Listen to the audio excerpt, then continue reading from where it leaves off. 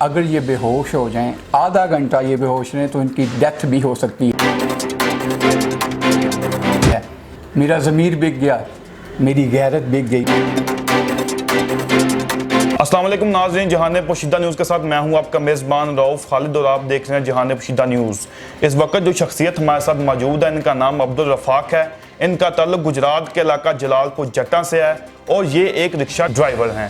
ان کی کہانی بہت دردناک ہے۔ خود اپاہج ہونے کے باوجود رکشہ چلا کر حق حلال کی روزی کماتے ہیں، لیکن ان کی زندگی میں مشکلات اس وقت بڑھی جس وقت ان کی اہلیہ کو دل کا مسئلہ پیش آیا، جس کے علاج کے لیے انہوں نے پاکستان کے ہر بڑے ہسپتال، ہر بڑے فلاحی ادارے سے رجوع کیا، لیکن ابھی تک ان کی داد رسی نہ کی جا سکی۔ ان کی اہلیہ کی حالت دن بدن بگڑتی جا رہی ہے، جس کے علاج کے لیے پاکستان کے نامور ہسپتال صدیق صادق ٹرسٹ کے ڈاکٹرز نے 20 لاکھ ارینج کرنے کو کہا ہے۔ آئیے ان سے جانتے ہیں کہ اتنی زیادہ فلاحی تنظیمیں اور گورنمنٹ کے ہسپتال ہونے کے باوجود ابھی تک ان کی داد رسی کیوں نہ کی جا سکی۔ السلام علیکم جی۔ وعلیکم السلام۔ فاق صاحب، سب سے پہلے تو مجھے یہ بتائیں کہ آپ کے پاس گھر بھی موجود نہیں ہے اور آپ کی اہلیہ کو اس وقت کم سے کم جو 20 لاکھ کی ضرورت ہے، تو یہ سارا مسئلہ کیسے پیش آیا؟ میں تھوڑی سی اپنے بارے میں تھوڑا بتا دوں آپ کو۔ میٹرک میں نے جلال پور جٹاں اسلامیہ ہائی اسکول 2 سے کیا، نمبر 2 سے کیا۔ اس کے بعد جو میں ڈسیبل ہوں، میں معذور ہوں، اس کے بعد جو یہ مجھے پیش آیا، مجھے کوئی بخار نہیں ہوا، مجھے کوئی پولیو نہیں ہوا، میرا کوئی ایکسیڈنٹ وغیرہ نہیں ہوا۔ اللہ کی آزمائش تھی تو یہ میں ڈسیبل ہوں، سفید پوش ہوں۔ شادی کے بعد جو میرا پرابلم تھا، پرابلم نہیں میں کہوں گا اس کو وجہ اس لیے کہوں گا کہ یہ میرا جیون ساتھی، میری زندگی کا ساتھی، میری بیگم، میری بیوی، ان کو ہارٹ پرابلم تھا، تھوڑا سا کم تھا، لیکن شادی کے بعد کچھ پروسیجر ایسے ہوتے ہیں جن کو آگے لے کے چلنا پڑتا ہے، تو ان کی بیماری دن بدن گروتھ کر دی گئی، بڑھتی گئی۔ تو کنڈیشن لیول یہ ہے کہ اب یہ خود بھی کچھ نہیں کر سکتی، کسی کے رحم و کرم پر میں ان کو دیکھ نہیں سکتا، میرا ضمیر گوارا نہیں کرتا کہ میں ان کو کسی کے رحم و کرم پر دیکھوں۔ ان کی کنڈیشن یہ ہے کہ ڈاکٹرز نے بولا ہے اگر یہ بے ہوش ہو جائیں، آدھا گھنٹہ یہ بے ہوش رہیں تو ان کی ڈیتھ بھی ہو سکتی ہے۔ یقین کریں میں رکشے پہ ہوتا ہوں لیکن میرا دھیان پیچھے ہوتا ہے، کیوں کہ میں نے گھر کی دال روٹی بھی چلانی ہے۔ میرا دھیان ہوتا ہے کہ کہیں وہ بے ہوش ہو جائیں، کہیں ان کو کوئی پرابلم ہو جائے تو کیا ہوگا۔ زندگی رکتی نہیں ہے لیکن چلانے کے لیے ایفرٹس کرنی پڑتی ہیں۔ ایفرٹ میں کر رہا ہوں، دال روٹی چلا رہا ہوں، لیکن جو یہ میری ذمہ داری ہے اس کو میں نے پورا کرنے کے لیے بہت کچھ کیا۔ فلاحی تنظیمیں، یہ MNS جلال پور جٹاں کے پریزیڈنٹ، بڑی شخصیات، حالانکہ میں نے خود کو بیچ دیا۔ کیسے بیچا؟ جب انسان ادھر سے ادھر پر آتا ہے تو وہ بک جاتا ہے۔ میرا ضمیر بک گیا، میری غیرت بک گئی۔ اچھا، آپ ایک بتا رہے ہیں کہ آپ نے MNS کے پاس یا پھر سٹی پریزیڈنٹ کے پاس گیا ہے، تو انہوں نے آپ کو کوئی داد رسی نہیں کی؟ داد رسی ایسی کی کہ تسلی دی، مجھے کارڈز دیے، مجھے پرچیاں دی کہ وہاں پہ چلے جاؤ۔ ایک ہمارے MNA ہیں، انہوں نے مجھے ریفر کیا، انہوں نے مجھے اپنے ایک ساتھی کے پاس بھیجا، انہوں نے مجھے کارڈ دیا، سرجن پروفیسر وزیر آباد کارڈیالوجی۔ یقین کریں وہ میرے سامنے تک نہیں تھے آئے، اور ان کا جو PA ہے انہوں نے مجھے ہینڈل کیا۔ اس پروسیجر میں میں چکر پہ چکر آیا، میں ڈسیبل پرسن، میں چل نہیں سکتا، میں بس پہ ٹریولنگ نہیں کر سکتا، میں ویگن پہ نہیں بیٹھ سکتا۔ رکشہ جو اللہ تعالیٰ نے میرا وسیلہ بنایا، میرا آنا جانا اسی میں ہوتا ہے۔ آپ خود سمجھدار ہیں کہ مہنگائی اس زور پہ، اس لیول پہ ہے کہ غریب کہتا ہے کہ کاش میری سانس بھی بک جائے اور میں اپنے بیوی بچوں کو کھلا دوں۔ تو اس لیول پہ میں جاتا ہوں، آتا ہوں۔ یہ جو پریشانی ہے جو میرے اندر ہے، پاکستان میں بہت ایسے بھی انسان ہیں جو کہ کسی کے ساتھ چلنا چاہتے ہیں، لیکن ان کے کانوں تک آواز پہنچے گی تو وہ جائیں گے نا، وہ ساتھ چلیں گے۔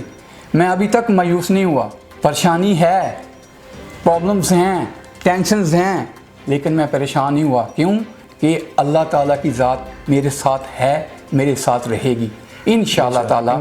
اور آپ جیسا میڈیا تعاون کرنے والے، آپ جیسے بھائی جب تک میرے ساتھ ہیں، میں انشاءاللہ تعالیٰ مایوس نہیں ہوں گا۔ ہمارے بڑے بڑے سنگرز ہیں جو تنظیمیں چلا رہے ہیں، उनको मैंने कॉल्स की। बहरिया टाउन के जो ऑनर हैं उनके पास कि मुझे छत भी मिल जाए, क्योंकि ये मकान, ये जो सामान है, टूटा फूटा सामान है, मैं और मेरी बीवी दोनों एक ही कश्ती के मुसाफिर हैं। बीमार वो भी है, बीमार मैं भी हूँ, लेकिन उसकी परेशानी ज़्यादा है, उसकी परेशानी ज़्यादा है तो मैं भी परेशान हूँ। देखने वाले देखते हैं, करने वाले करते हैं, करने वाले आगे निकल जाते हैं, देखते वाले सिर्फ देखते हैं। तो मेरे खुद रिलेटिव जो हैं इंग्लैंड में सेटल हैं, इटली में सेटल हैं, यूरोप में हैं, अरब कंट्रीज़ में हैं। दिखाने के लिए वो 2 लाख मस्जिद में दे देंगे। उनके पास कोठियाँ भी हैं, उन्होंने मकान बना के रेंट्स पे भी दिए हुए हैं, लेकिन मैं धक्के खा रहा हूँ। फिर भी कहता हूँ कि अल्लाह ताला उनको और दे। क्यों? कि नेकी वो करता है जिसको अल्लाह ताला तौफीक देता है। नमाज वो पढ़ता है जिसको अल्लाह ताला कहता है कि मेरे सामने झुक। तौफीक देने वाला वो है। लोग 50-50 साल सऊदी अरब में चले जाते हैं, लेकिन हज की तौफीक नहीं होती। इधर एक माल्टा बेचने वाला हज कर आता है। क्यों? कि तौफीक अल्लाह ताला की ज़ात ने दी। इसीलिए मैं मायूस नहीं हूँ और स्ट्रगल कर रहा हूँ, और अल्लाह ताला मुझे आप जैसे इंसानों से मिला रहा है। और इंशाअल्लाह ताला एक वो दिन आएगा जब छत भी होगी, जब अपने भी होंगे, जब मेरी बीवी सेहतमंद भी होगी। अभी मेरा ज़मीर गवारा नहीं करता कि मैं किसी के आगे हाथ फैलाऊं। सुनने वाले तो ये, मैं इनके लिए एक मेरे पास मैसेज है, मेरे पास पैगाम है। वो ये पैगाम है कि इस हद तक सबकी नज़रों में आ जाना बहुत मुश्किल काम है। इंसान अंदर से बिखर चुका होता है, बिक चुका होता है, मर चुका होता है, तब वो किसी के सामने आता है। और जब वो सामने आता है तो वो तब आता है जब वो समंदर की गहराई में डूब रहा होता है और उसको एक तिनके के सहारे की ज़रूरत होती है, एक तिनके के सहारे की ज़रूरत होती है। और मैं भी वही तिनका ढूंढ रहा हूँ। इन सारे मसाइल से गुज़रने के बावजूद जो मेरे माइंड ने ये कहा है, मैंने आपको बोला है कि अल्लाह ताला के बाद अब मैं अपना मसला, अपनी टेंशन, अपनी परेशानियाँ आवाम के सामने रखना चाहता हूँ।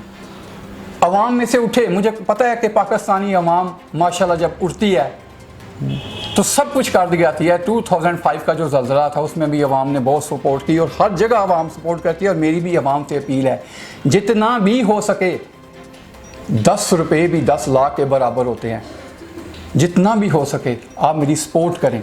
एक मेरी रिक्वेस्ट है कि आज के बाद जो मैंने तहैया किया है कि मैं किसी तंजीम के पास, किसी सियासी बंदे के पास, किसी ब्यूरोक्रेट्स के पास हाथ नहीं फैलाऊंगा। मैंने अपना मसला आवाम के आगे रखा है, और आवाम सुनकर देकर परेशान मत हो। आपको जो तौफीक है, 5, 10, 15, 20, 100, 1000, जितनी आपके पास तौफीक है, हस्बे तौफीक आप मेरी सपोर्ट करें। मैं एक बार फिर अपना मसला आपके यहाँ रख रहा हूँ, आवाम के पास रख रहा हूँ। आपसे भी मेरी एक रिक्वेस्ट है कि मैं आपको अपना जैज़ कैश का नंबर दूंगा, आप इस वीडियो में डालें, और आपके थ्रू आप जब वीडियो में डालेंगे ये जैज़ कैश का नंबर, तो वो मेरी दाद रसी आवाम कर सकेगी, मुझ तक पहुंच सकेगी, क्योंकि मुझ तक पहुंचने की ये सीढ़ी होगी। और ये आप लोगों का बहुत शुक्रिया होगा कि आप मेरे इस वीडियो में आप जैज़ कैश का नंबर ऐड कर दें। जी तो नाज़रीन, ये तो हमारे साथ मौजूद अब्दुल रफ़ाक, जिनने अपनी सारी कहानी जो है वो आवाम के सामने रख दिया है। और इनका मानना ये है, उनका कहना यह है कि अब मैं किसी सियासी, समाजी या फिर कारोबारी शख्सियत के पास बिल्कुल नहीं जाऊँगा। अल्लाह के बाद जो मैं अपना मसला वो आवाम के आगे रख रहा हूँ। इसी के साथ अपने मेज़बान रऊफ़ खालिद को दें इजाज़त। जहानब शीदा न्यूज़, गुजरात।